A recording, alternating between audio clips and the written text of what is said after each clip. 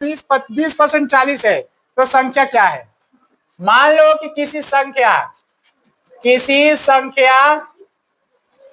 का 20% कितना है? 40 है। तो आपको क्या ज्ञात करना है? संख्या ज्ञात करना है ना। किसी संख्या का 20% कितना है? 40 है। तो क्या ज्ञात करना है? संख्या। तो अगर कोई भी प्रश्न में किसी संख्या बोल दिया जाए तो इतना बात समझ लीजिए कि उस संख्या के बारे में हमको पता नहीं है। तो जब किसी संख्या के बारे में पता नहीं होता है तो हम क्या लिखते हैं?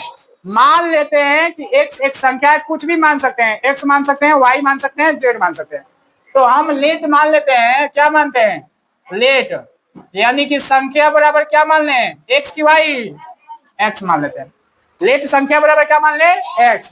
तो अब बोला कि प्रश्न में क्या बोला जाएगा? संख्या का 20%। कितना? 20%। संख्या का एक आपका संख्या है, इसका 20% कितना है? 40।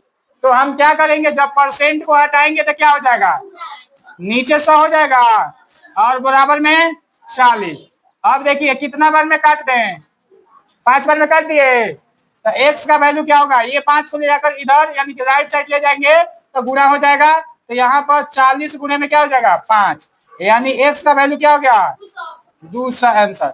यानी संख्या क्या हो गया? कितना हो गया संख्या? 200। संख्या क्या हो गया? 200। समझ में आया? आया ना? तो नोट करिए इसको।